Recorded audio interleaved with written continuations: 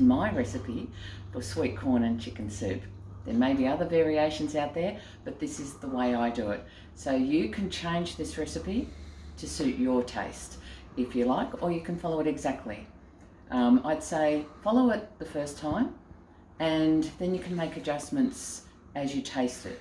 If you might want to add more salt, a little bit more ginger, whatever it is.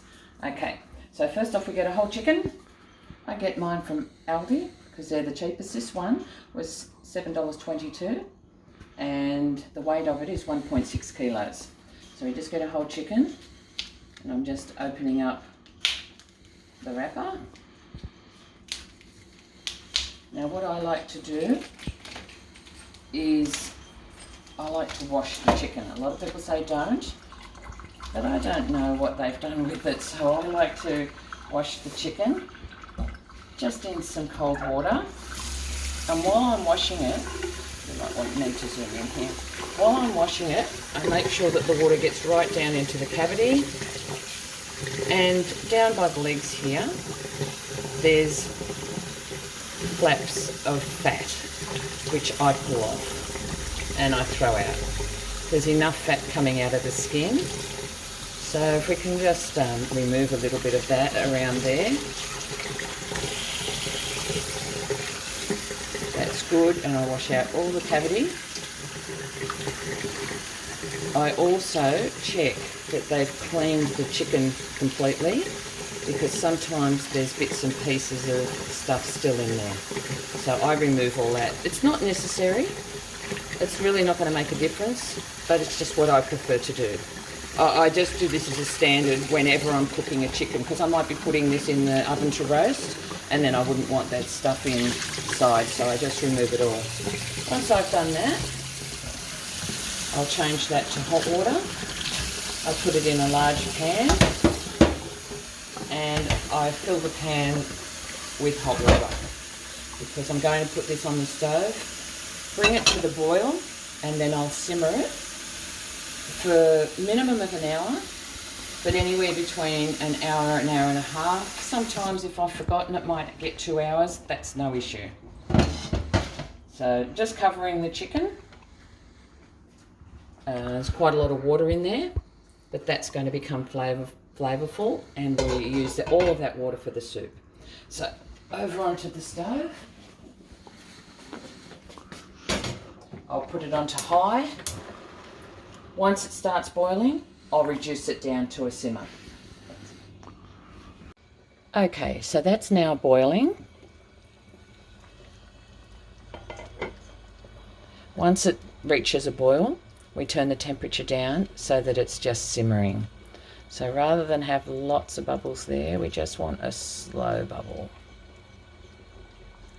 I'm just lowering the temperature down, just turning the knob until it's just a very slow bubble.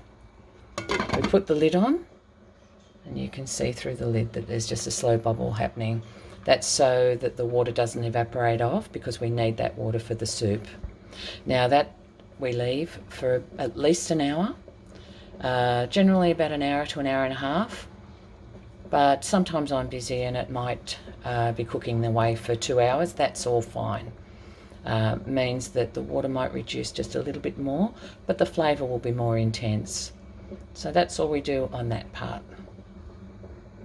One thing I should have mentioned, before you put the chicken into the saucepan, make sure that you put the breast side down. So you can see that the tail part is sticking up there. The breast part is down, because you can see that as the water evaporates, the whole chicken isn't submerged, so you want where the most of the meat is to be covered by water. Okay, so we've been cooking our chicken now for an hour and a half, and you can tell it's ready. It's falling off the bone there. So I'm just going to lift it out.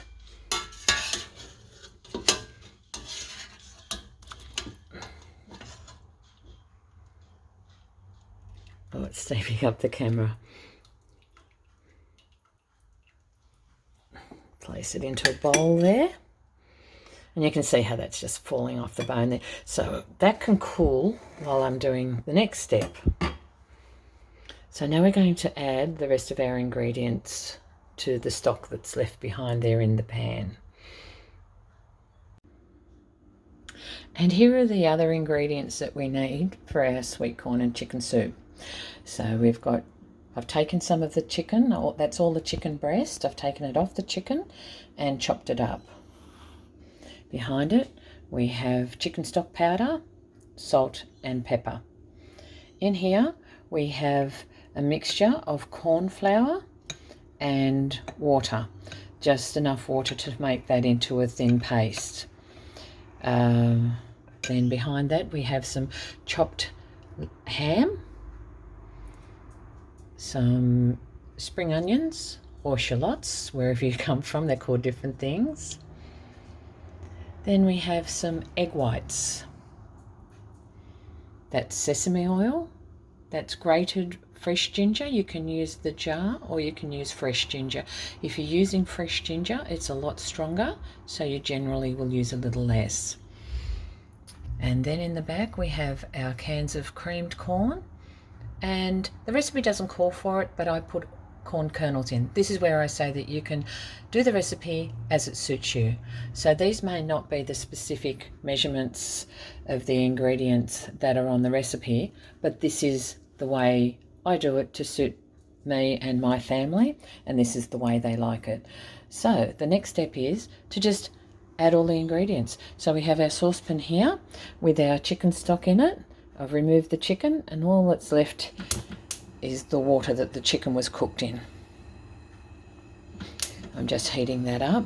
So we're going to add all of the ingredients. The ginger's in there, sesame oil,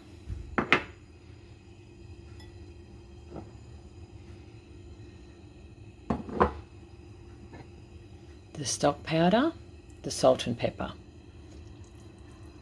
And then I'm going to give that a good stir.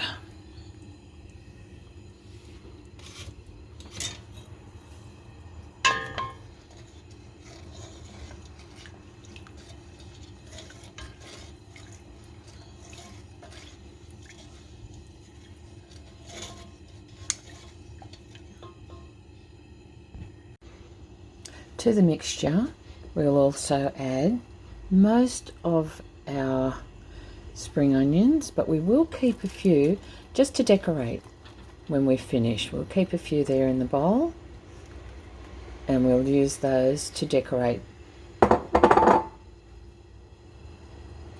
I keep the green tops in the bowl, and I add all the white part to the saucepan to cook. So again, we're just waiting for that to come to the boil before our next step.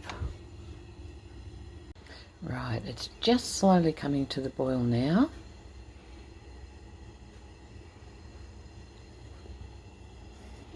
And what we need to do now is to add the egg whites.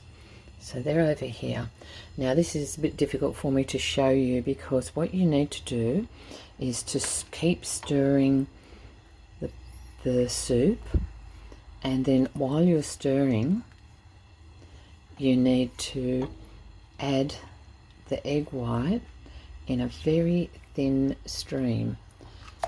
So that wasn't supposed to happen, so we're just pouring it around in a thin stream, and then I will quickly stir it, and then you'll see that you get strands of the cooked egg white appearing in the soup. Waiting for that to come back up to the boil, because adding that has reduced the temperature of it.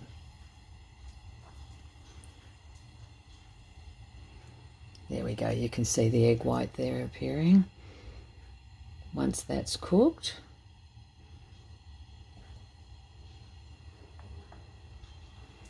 the next thing to do is to add our corn flour. Now, because we've had this sitting here for a while, what happens is the corn flour will settle to the bottom of the mixture. Now this is where you use your own judgment.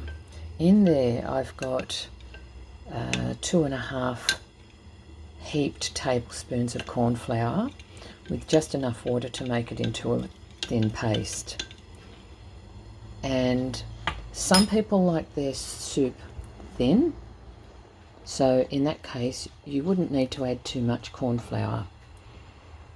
Some people like it thicker, so I'm just adding a little bit, and I'll wait until, as that heats back up again, the corn flour will start to thicken the soup. So you just judge, how do you like it? Do you like it thin or a little bit thicker? So I can see it starting to thicken now, but I think I might like it a little bit thicker than it is. You can see the egg whites in there. It's looking nice, but just a little bit thicker would suit. So I'll just add the rest of that corn flour there.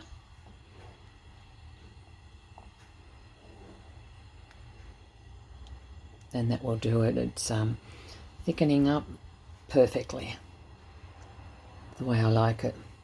Now, just have to add the rest of our ingredients there. I'll just make sure that I've stirred that properly, because I just saw a lump on the back of my spoon of corn flour. There we go. That's coming along beautifully. Now we'll add our chicken. Just put it all in. And we'll add our sliced ham. And that's just some sliced leg ham. There.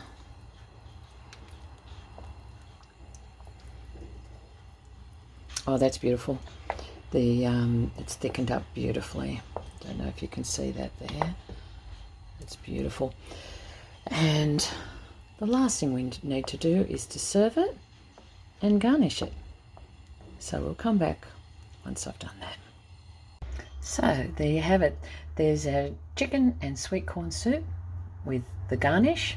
And again, if you don't like a lot of spring onions, reduce the amount that you put in, and you don't need to use it as a garnish. Perhaps you might like to put some chopped chives or some parsley on top instead of the spring onions. Bon appetit!